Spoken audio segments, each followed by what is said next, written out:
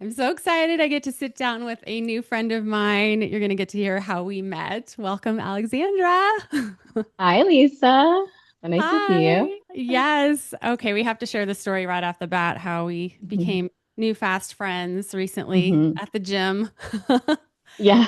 You just never know, like when you're going to make a new connection, especially in the fertility space. But when you meet somebody who has a story and you know, lived experience that you're like, oh gosh, we need to meet. We were meant to meet for a reason, right? Yeah. Oh, yes. Absolutely.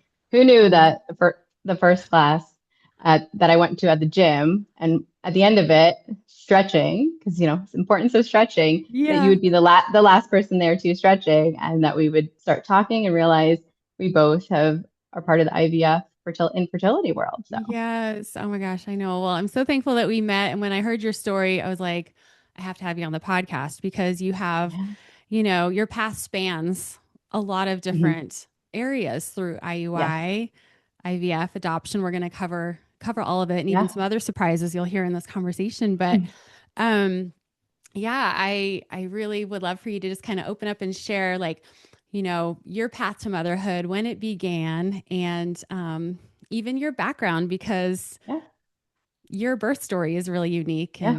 and where you were born. I'd Yeah. love for you to just highlight a little bit about who you are. Give us Yes, yes, absolutely. Thank you, Lisa. And it's yeah. so awesome too that we're recording this during Fertility Awareness Week. So Yes. it just makes a lot of sense that how we Yeah. met and now having to record this week. So Yes. yeah, my name is Alexandra and I am an adoptee. I'm an international adoptee. So I was born in Bogota, Colombia, and raised on Long Island with my family, my adoptive family technically, but like only Mm, family I've ever known. yeah. Transracial adoption. So I was raised in a white family in a white community. So I'm Latina. So yeah, transracial. I am now 40. My husband and I experienced infertility issues in my mid 30s as we were ready to start a family. And when I listened to my body and it told me that I don't think this is going to happen naturally, or even with a little bit of, science supports, we chose the path of adoption to welcome our first. And then a few years later, when we thought we were going to go through adoption again, I listened to my body and it had actually changed and said, Mhm. you know what, let's try IVF. We had tried IUIs before and did not work and was just, and listened to my body. So after having maybe the pressure of already being a first time parent, my body was just like, yeah, let's do this. Let's see how this goes. And we got really lucky in that first round of stimulations and retrievals.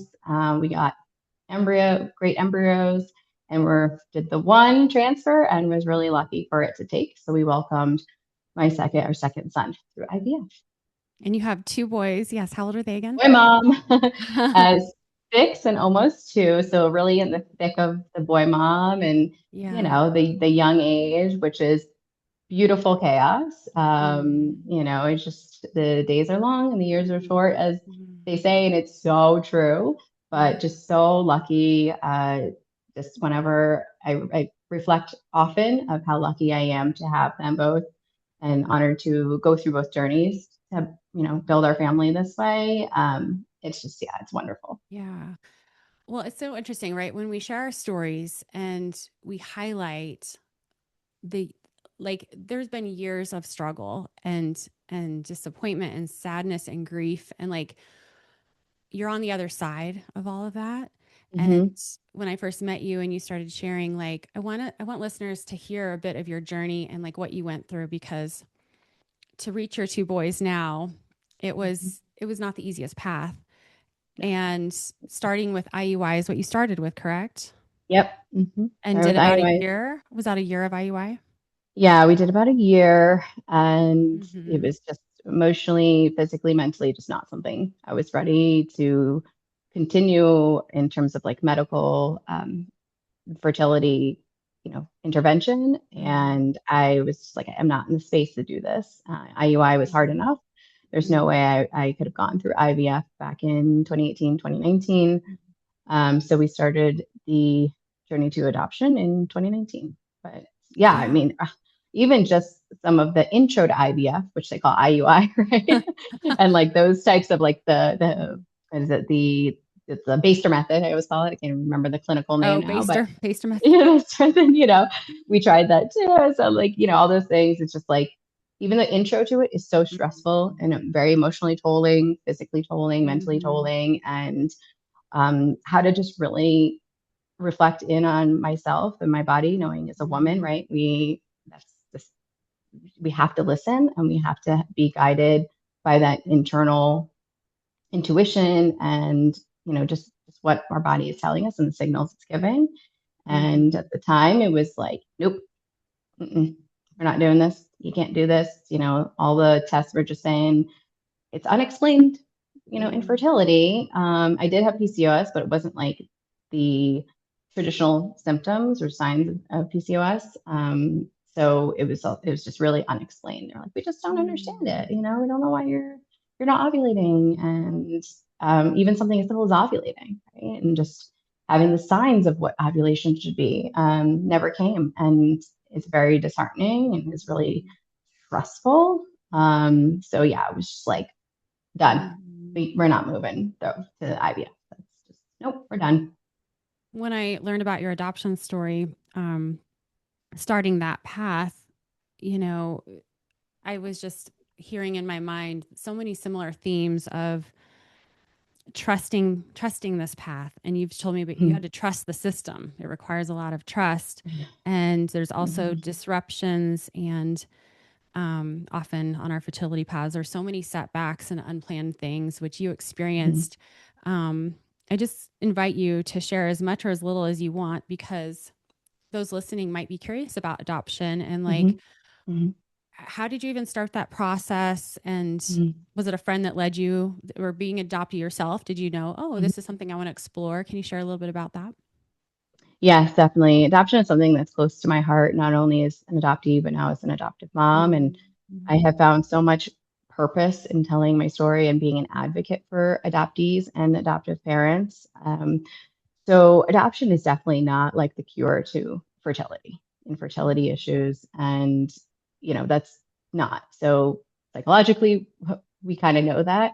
Mm-hmm. But it is an alternative path to building or growing your family when you are, you know, up against fertility issues or Mm-hmm. other issues, right? So adoption is, I mean, I'm honored, my husband and I are honored to have gone through the process of adoption and welcoming our first son. And, you know, he was definitely meant to be in our family. We wholeheartedly believe that.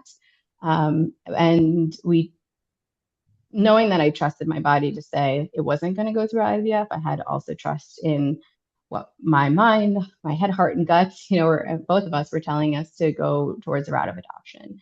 And he was on the same page. So really important that, you know, your partner's on the same page and also is, you know, trusting their intuition and being very communicative about what adoption is, because especially when you're hopeful first time parents, it is also just even more emotional because you're just already been so anxious about wanting to have your child, right?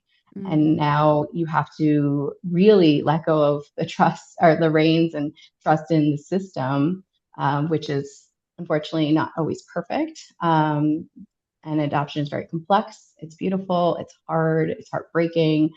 It's wonderful. It's all of the, you know, good and bad things built together in like a mosaic. Mm-hmm. But you do need to somewhat trust in others that you don't know, but you have to trust in yourself and you know your whether if you're in a partnership, but just navigating that space. And so the word failure comes up a lot in IVF and fertility issues. It also is very common in adoption failure, having a failed adoption, or at times it's also referred to as a disrupted adoption. It just depends on the stage that you're in adoption of whether it's a failure or a disruption. And Mm-hmm. we had went through, I guess, technically a disruption, but Mm-hmm. it ultimately failed in terms of what the goal was to, you know, bring a child home and be their forever parents. And it was heartbreaking. It was devastating. I will never forget that call in the Target from the lawyer after spending 8 hours with the baby in the hospital, and skin to skin and feeding, meeting birth mother, and thinking, this was the right plan for everybody. And getting the call at 8 o'clock in the morning in Target, picking out formula and bottles, and him saying that, she changed her mind, which she's obviously allowed to do. And it's, I think about them occasionally and just hope that, they're doing well. But it was heartbreaking. And especially at a time where, again, hopeful first time parents, we drove across to a different state, and, a lot of money also. It's very financially tolling, so not just emotionally and, kind of psychologically in that sense, but then it's financially. And yeah, getting that devastating news that she decided to parent, and never forget just my body, like just going cold, dropping the phone, bursting out. I mean, I screamed, I think, and my husband came running over from the other aisle, and we had a cart full of stuff. We left the cart, and he just walked me out to the car, and I just sat in the car for hours crying. And luckily there was an adoption therapist in the city we were in. So made an appointment with her like within the hours, and, just went over minute by minute what happened. Did I do something wrong? I was there from the birth, and the hospital welcomed me as, forever mom, and was great in terms of like making that experience awesome, which I never thought I would get to experience at the time, like being there for the birth of a child, and what I thought was my child, our child. And on top of it, the layer that just was really even more of a kicker was that my dad, who would have been a first-time grandpa, was terminally ill. And it was right before COVID. We didn't know that, but it was right before COVID. And he only had months to live, and giving him this gift was like something we wanted to give him. And so he felt it, the whole family felt it, and it was awful. But ultimately, it was something horribly hard that we had to go through in order to then, 1 month later, meet our son through a situation match. And so as much as we had to go through that, which was really hard, to say the least, it brought us to our beautiful son. And I wouldn't change it. I wouldn't change it. And there's, a lot of nuance, Lisa, to that situation. Working in the adoption space, and, of course, there's birth mothers have the right to choose up to if they want to parent before a certain time limit. And we were just so really lucky that we had the support of friends on the ground, and my sister-in-law was on there actually too, and my work at the time, who I was teaching him about adoption, and kind of on the drop of a hat, I had to be like, I'm going feed our baby, and and so, but they were along for the journey with me, and the heartbreak, and yeah, we just kind of navigated forward. And in that time, it was like I said, right before the pandemic hit, like the shutdown. Then in that time of like trying to regroup and figure out our way forward, it was the pandemic. So everything shut down early March. And my husband and I were sitting on our back patio, burning a note that we each wrote to this baby girl, because we hadn't heard anything. And, wasn't sure if maybe the birth mother would change her mind once she got home and realized, overwhelmed with having an infant newborn on top of her, the child she was already parenting, and the hardships that she was in. But we decided to have like a ceremonial goodbye, and so we literally wrote a note to birth mother and the baby, and put everything in a fire pit and burned it. And as we were sitting there going, well, what are we going to name a girl? We can't use the same name. Like this, that's just not going to work. My husband was like, oh my gosh. I won't say the name because it's going to point directly to the person from our adoption agency, but she said the person's name, and I'm like, no, that's kind of an old school name. Like, that's not really, I don't see us having, a child with that name. And he goes, no, she just emailed us about a situation. And literally, like, we're saying goodbye to this chapter and like welcoming this new one. And we open up the computer, run inside, we open up the computer, and there's a picture of our son. He was born a few days before, and the birth parents, not just birth mother, birth parents, decided they wanted his place. And we were like, this is it. Like, that is when we like deeply felt this was our child. Wow. Wow. And the anxious few days waiting to hear if, they would think the same when they saw our profile. And then getting the call and packing the car with toilet paper because it was COVID. So toilet Mm. paper, paper towels, and yet once again driving across to a different state.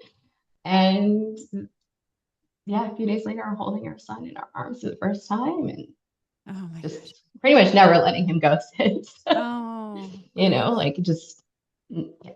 So There's so it's many layers and what you've experienced. Thank you so much for just opening up because, oh, like the way you described getting that phone call, and I can't even imagine what was going through you, and just, and I can relate to having a parent who's ill and dying. And I was experiencing that too with when I was going through IVF. It's just like, yeah. oh, the layers of grief. And you were going to different states. So when you did this Yeah. ceremony, this honoring of her, and kind of you said releasing, letting her go, Mm-hmm. um, it was in that moment that you got the call that you had a little baby waiting for you. Lit- Literally in that moment, we got the email because everything comes by email. They sometimes might follow up with a call if they're anxious. But like literally got an email. My husband was on his phone. Actually, he was Googling like baby names Oh, because we were like, again, we can't use this girl name. And I mm-hmm. was hopeful that I'd have a girl, Mm. as most moms tend to be. And yeah, and that's when he was like, no, it just came through. And like we just jumped up, ran inside, and that was it. And our Wow. lives changed in the most amazing way. And yeah, it was literally like the power of releasing like the past, right? Mm-hmm. And accepting it. And then just, I guess, I don't know, the powers that be really were Yeah. listening and, provided.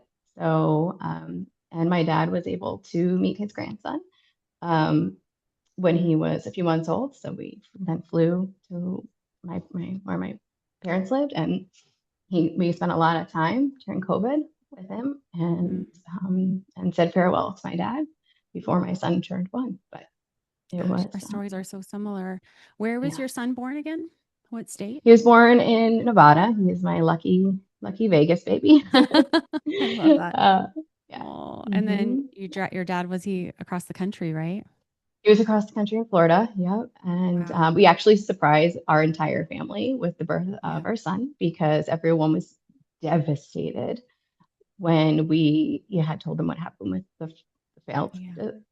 failed adoption match. They Mm-hmm. were, like I said, also along with us on that, and people who I thought would never cry, like for us, cried for us. Mm. And so we actually surprised everybody, and we literally from the parking lot of where they put our son in our arms. We FaceTime my parents and my husband's parents, and we're like, "Meet your new son, your Oh grandson," my and they were like, gosh. what? Wow. It was literally like shocking for everybody. And Mm. it was, yeah, so we know he was meant to be ours. There's no way about it. Meant to be ours. So, Mm. yeah. It's so special. And there's something also to speak of about sharing with others your journey. And I know you were really open, I think, in the first Mhm. phase, right? Your first adoptive process. And then this second adoption, we're more private with it. Um, Yeah. and that's a personal decision who we Yeah. want to open up to and share. And I know you're really protecting your heart. And um, thank you so much for sharing your personal story. And I think at this, how soon after did you take a break when your body started changing and you took that break? Was it soon after your son was born? So we completed the last IUI, I think it was March of 2019. Yes. As I remember, it was like Snowmageddon, and I was driving home from the fertility clinic after they did the sperm transfer, right? And I Mhm. was like in a car that was only two-wheel drive in a Snowmageddon in Colorado, trying to drive up and down hills, and the amount of like cortisol rushing through my body, I was like, well, there goes that, because this is not going to happen. Like I was This is before your son overwhelmed. was born, right? Before my son was born, yeah, I was overwhelmed. And so then that was the last time we did any fertility treatments. So Yep. then we went right into adoption, did the whole Yep. entire process. And then when my son turned one, we did a photo shoot. And we actually said that we had a little sign that said, he was going to be a big brother, and then we were going to go for a second adoption. And so we were planning on doing a second adoption. Okay. I And didn't realize that. then, You were thinking of yeah, adopting again. Okay. yes, we were thinking of adopting again. And uh, we had to take a pause on that. So we like updated our home study, and we signed with a consultant, which is a whole other thing this time around. And we had to put a stop on it as our situation changed. And in that time that we were like, okay, what are we going to do? Let's, rethink what we're going to do. And we knew we wanted to have them pretty close together in a sense, within the few years, not too big of an age gap. My body started to change. And I was like, wow, what is it doing? Is this normal? And I Mhm. even went to the doctor, and she was like, yeah, no, that's normal. That's what it should always have Because you been got your cycle back, doing. right? You I got got your my cycle. cycle back. I got a Mhm. regular cycle. I started having ovulation pains and like Mm. the signs of ovulation. At first, I was like, oh my God, do I have to be worried? What is this? Is this like I was like kind of like still not aware of like what bodily things was supposed to be done. Like as Mhm. a woman having a normal cycle, having these things, I was like, oh, she's like, no, that's totally normal. I'm like, okay, just make sure I don't have like an infection or like whatever. And she's like, no. And then did an ultrasound and found out, oh, the PCOS was gone, so all of the little pearls PCOS was were gone. gone. Was That's gone. wild. So yeah, and this is why my body was now functioning Wow. correctly. And I don't know if it's just, the pressure was taken off because I was in the throes of being a parent with our son. And Mhm. then also, like, I don't want to say change my diet because I really didn't. I incorporated like one new thing regularly. And I thought, okay, well, maybe I did. I don't know. Or I've just been now so many years off of birth control. Maybe that also changed my body, but shockingly, it started to work, and gave it a little bit more time, a few more months to see if it was going to be regular. And it was doing these things regularly. And we said with our new situation, well, you know what? It's actually going to be more cost effective to try IVF. And I had to really think about, is this something I can handle physically, emotionally? Now, the finances were different in terms of IVF compared to adoption, but yeah, I listened to my body, and it was like, let's do it. Let's try it. So you were saying adoption was more expensive than IVF, correct?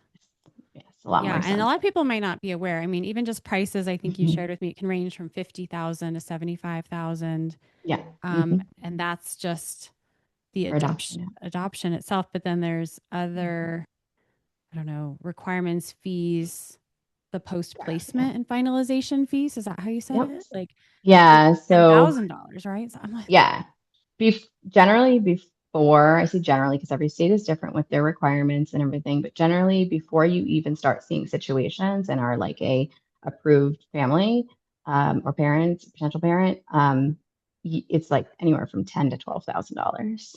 So that's like home study fees and fingerprinting and background and all these other things that add up in order for you to be approved and ready to mhm, show as a hopeful adoptive mhm, parent or parents. And then the adoption situation itself for domestic infant adoption in the US, the cost, just like everything, have gone up. Um, and it's generally within the window of some states that can be as low as 35, depending on certain situations. But I have a best friend going through their second adoption right now, and it's as high as 65. So wow. Yeah, And IVF just for this. cycles are no joke either. I mean, but you had some No, coverage no. at this time, right? Yes. With Yeah. yeah, so Yeah. that's where Yeah. the difference is. You were saying it was That's cheaper where to the do difference. IVF. Like some people be like, because IVF is already very Wait, expensive, right? very expensive. So Very, you very had some expensive. Yeah. coverage, so that's what like prompted you to Yes. go through an IVF cycle. And then tell us the Correct. Yeah. results of Mhm. that, because I know you were in Yeah. your mid 30s, later 30s at this I point. was in my later 30s, Mm-hmm. yeah, when I went through IVF. And also, whew, both journeys are not for the faint of heart, Mm-mm. um, at all. But was had a great, you know, process of IVF and going Mm-hmm. through the course that we did, and really trusted in my doctors. So more trust, but in Yes. others, again, trusted in my doctors, and was really lucky to, I mean, as you know, IVF is a numbers game. So really lucky to get 30 30 follicles retrieved, which then lasted to three healthy embryos and Mm-hmm. one transfer, and it worked. And Wow. but my body went through it. I mean, just like all women who go through IVF, it's a lot. The amount Mm-hmm. of hormones coursing through your body, um, is already in itself like, wow. We are Warrior is definitely a word for that, because Mm-hmm. that, some women react differently to hormones. My husband, I say, got really lucky because I wasn't a raging lunatic, as I was anticipating. But definitely was still hormonal. Oh But yeah. when you see the numbers of how many hormones are in your body, you're like, wow, like that's like, Mm-hmm. you would think we would be as big as like a T-Rex or something, or like, Mm-hmm. but I say for me, the hardest part of the IVF process, not only the all the injections, because I'm just not into that kind of thing, but I did it, and I was luckily I have a best friend who's a nurse, so she also helped make sure my husband and I were doing all that stuff correct. And that's really, really difficult in itself. But luckily, I was working from home, so I had the luxury of doing it in a safe space and a controlled Mm-hmm. space, when I needed to. But the retrieval, what I did not and was not aware of, was the OHSS, which is the ovarian Mm-hmm. hyperstimulation syndrome, where, yeah, all the follicles that they popped to take out from, fill with fluid and blood, and my ovaries blew up to 10 times the size. Mm-hmm. And overnight looked like I was 3 months pregnant. Mm-hmm. And that was not something I was aware of. And a lot of pain, a lot of the bloating, was intense. And this was just to do the retrieval. Mm-hmm. And that was something that was like, whoa, I did not know about this until I, called the nurse in the morning and was like, what is going on? And she said, oh, yeah, you have, sounds like mild OHSS. And I'm like, this doesn't look or feel mild, but Oh, okay. So, Google that, yeah. Google that, and was like, whoa, that was really uncomfortable. Mm-hmm. But otherwise, was really lucky to come out from that. And Mm-hmm. actually, luckily, we didn't do an immediate transfer.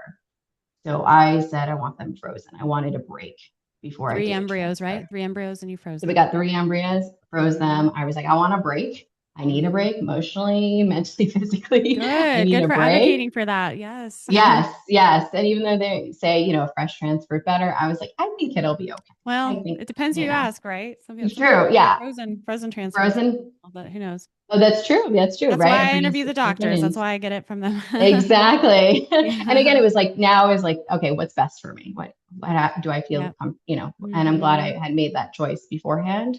Also because I was going to Beyonce concert in between that. Oh, well, yeah. Push a And pause. I wanted to enjoy that. It was kind of my like, yeah, I went through the first phase of Yay. this. Good job not putting your life on hold. You were not Yes. postponing your Yeah. joy. No, I was not postponing my joy. And then, yeah, and then Mm. 3 months later, we did a transfer, and I told the doctors to pick whichever one. And went through that horrible 9-day wait, which is just the Mm. worst. The 2 week wait. And Yeah. yeah, I had never done a pregnancy test in my life. Mm-hmm. And so I was not going to cheat during that time, during that window either, which was really hard. I didn't either. Yay. Oh, Okay. good for you. Good Yeah, for I didn't. you. I Yeah. trusted. I waited for that Good. phone call. Yeah, just try to, yeah, the trust. And Mm-hmm. I remember in the morning of the blood draw, waking up. And once again, it was like a snowy, really snowy, crazy cold day. And I just felt off and I felt crampy. And I was like, oh, nope, I'm going to get the worst period of my life now. Like, this is it. I was sobbing the whole way there. Went in, the same phlebotomist who had been taking my blood, all these months, like every week, if not multiple times a week, was like, "Well, I'm just wishing you the best. I think you're amazing. All of you women are amazing." Like, da da da. And I'm Yeah. just still sobbing in the Oh, chair, uh-huh. sobbing on the drive home. Like Uh, listening to Adele and oh, ready just to sit in my sorrows. And came home, went right into bed. Was just like, I can't work. I can't function. Like, there's just no way. hmm I can't hmm even. And was just anticipating, yeah, getting like the worst period of my life. And my husband was laying with me and consoling me. And we got the call from the nurse that said, "You're pregnant." Oh, And yeah. it was, yeah, the second best words I've heard. So, you Oh. know, yeah, Oh gosh, such a beautiful story. Did you have a big team of people supporting you? You said you had a friend that was a nurse, and I think yeah. you've told Mhm. me you had like some other people like acupuncturist and functional Yes, medicine support. acupuncturist. hmm I had a core group of people supporting me, Mm-hmm. women Mm-hmm. that I quietly shared what we were doing in IVF because Mm-hmm. similar to our adoption after the disruption, we didn't tell anybody. So we kept the IVF pretty low key. We only told our parents Mm-hmm. and really good friends who I knew would just only be there in positive ways to support us. Yes. And that was so important. Fellow IVF women of IVF Mm-hmm. who were either pregnant or had just given birth to IVF babies, and just those who understand that journey also.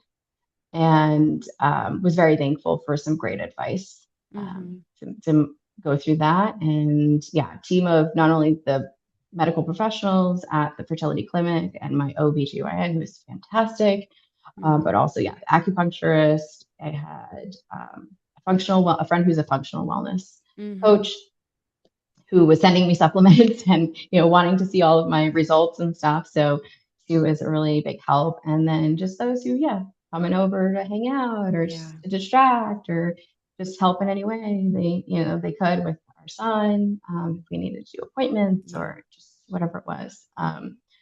But I'd say for both adoption and IVF, you need that community. You need Yes, people you who do. understand this path that you're walking, because Mm-hmm. it can be lonely, overwhelming, and just, yeah, you need people. I always say when we're open, the right supports really do show up for us. And hmm I know you have Yeah. a really good friend who is wanting to become a mom, and part of your Mhm. story is what also stood out to me when you were sharing this with me. I was like, oh my gosh, this is incredible. So share a little bit about what your next Mhm. steps. So, yeah, it's I'm in a new stage of life, Lisa.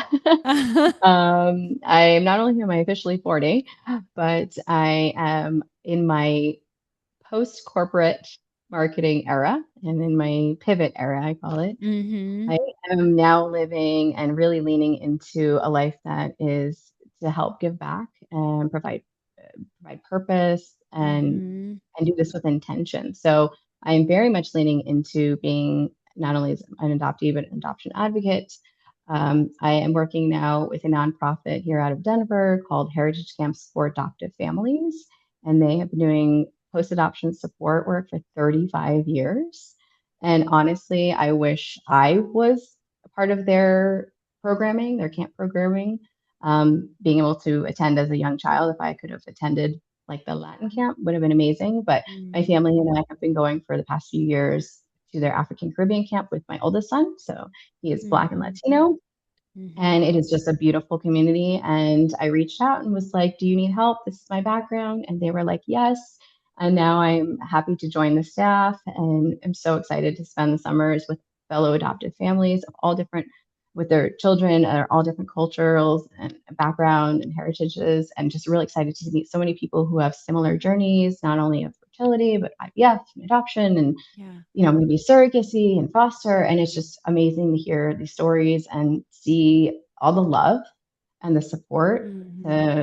to really put these children and give them what they need in terms of this. their identity, their belonging. Mm-hmm. So I'm a big advocate of that. And I'm also building off of my experience, lived experiences, and experiences with dear friends and community that I've built both in the adoption space and the IVF space, is to help other families, hopeful families, parents, individuals understand which option of alternative family planning and building is best for them. So whether it be again IVF, adoption, surrogacy, embryo adoption, foster, helping guide them based on their situation, unique needs, or what they're going through, what might be best Mm-hmm. for them, and help coach them along the way and make sure that they have that community and they have that resource as they go along Yes. that journey.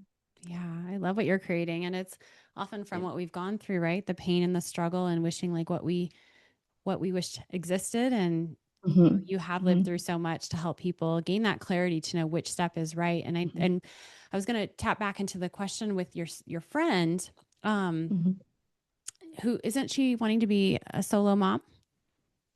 Yes. And So I so have, you yeah. have two embryos Mm-hmm. and Mm-hmm. share what's going on Yeah. with your two So embryos. since we were really lucky to have 3 embryos total, Yeah. we have 2 left over, and a very dear lifelong friend of mine is going to be a single parent by choice, Mm-hmm. is going to be accepting those embryos. So my husband and So I were like, awesome. what a greater gift to give. We have been Yeah. so blessed through other people's, decisions to Mm-hmm. help make us a family, and so we are Yeah. going that path right now. And so also learning about that is really interesting in terms of like the legal administration piece. Yeah. She lives completely this other side of the country, and I am just so happy that we can do this for her, and that she will experience the joy of being a parent, Mm. and that my embryos get to live on and be loved Mm-hmm. by her and her family and her community, who are very accepting and open as well. So it is Mm-hmm. very exciting, very exciting. Yeah. Yeah. I loved hearing that part of your story because I'm like, wow, what a full circle moment. And Yeah. you shared part of the requirement is to send both embryos, correct? Correct. Yep. Yep. Yeah. Colorado, I guess, requires can't just send one, send two. We're done. Oh, you're done. Like, Yeah. I mean, I loved being pregnant. I really did. I was very Mm-hmm. lucky. I totally Mm-hmm. enjoyed being pregnant itself. But the Mm-hmm. reality is that my husband and I always said we don't want to be outnumbered. And, Yeah. we are just already so filled with love and joy by these 2 boys. Mm-hmm. Mm-hmm. And yeah, it's kind of hard to think about either destroying our embryos. Giving into science would also make sense too. But yeah, this is just Yeah. very exciting. That was something I learned from you because I hadn't heard the term compassionate embryo transfer before. Yes. And when you and I Hmm. had coffee not too long ago, we were chatting about this. And for those listening, like, there's options where you can discard embryos, Hmm. donate embryos. And I didn't know about this other option Hmm. that you were Yes. offered. So please share about that because I Yeah. was kind of like, wow, do others know about Yeah. this? Yeah. share I share didn't what it know is. about it. Yeah. I had an IVF old coworker who's also an IVF warrior, and she was a big help along our journey and my journey. She told me one that I could choose for a C-section, which I did. But then also she told me that you can potentially do a compassionate transfer of your embryos, which means they time it in your cycle where there's pretty much like an high impossibility of those embryos, sticking, or that embryo sticking. So it's not impossible for it not to become, to get pregnant from that way, but Mm-hmm. it is Mm-hmm. another option. So when I mentioned it to my nurse a little while ago when I was calling about some paperwork to get for my friend, I mentioned, oh, do you do this process there too? And she's Mm-hmm. like, we do. We did have a woman do it recently who got pregnant. Oh my gosh. And so there's So no meds, no stems, no nothing, right? nope, They just transferred the embryo just and just on transfer.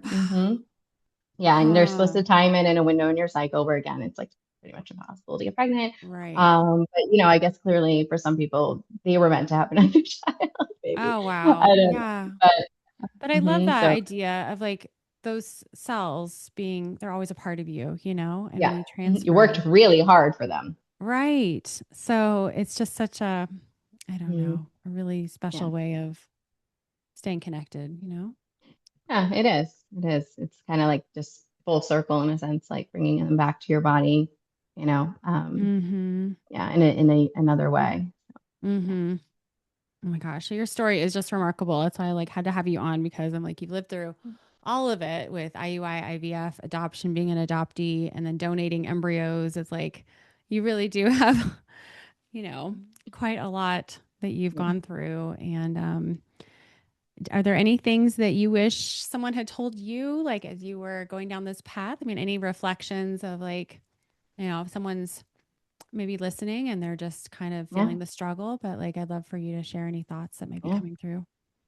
No, that's a really great question, Lisa. I mean, one, I wish I found you during my IVF journey. Oh. I love that you've dedicated, your space to IVF and manifesting. I think that was really key is like manifesting, staying positive. It's so hard, both through Mm-hmm. adoption and IVF.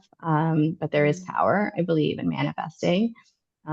Really listening to your head, your heart, and your guts, like bringing it all together, right? As women, we're so in tune and intuitive in general. Mm-hmm. And I think sometimes we do overthink it because we want to be like either pragmatic or just like, trying to nitpick. But it's so important to like trust your gut and give Mm-hmm. you space with you and your body, you and your partner, to just really reflect and make those right decisions. Mm-hmm. And also just again building community, finding community, people who understand what you're going through, so you're not alone. So you can call them at any point or text them or just Mm-hmm. catch, over coffee, just like know that you're in the same place and be able to share other advice or tips or ways to navigate situations. I know with adoption, I am so thankful that I have a core community and specifically two girlfriends and I are very, very close. We have been Mm-hmm. there for each other as we've become parents for the first time through adoption. Both of them are also going to be parents second time through adoption. Mm-hmm. And the work again that I'm doing heritage camps is just about community and as well as IVF. I've gotten some amazing advice and found some amazing dear friends who like gave me patches, gave me extra patches, Yeah. petition patches, Yeah. and gave me some really great advice.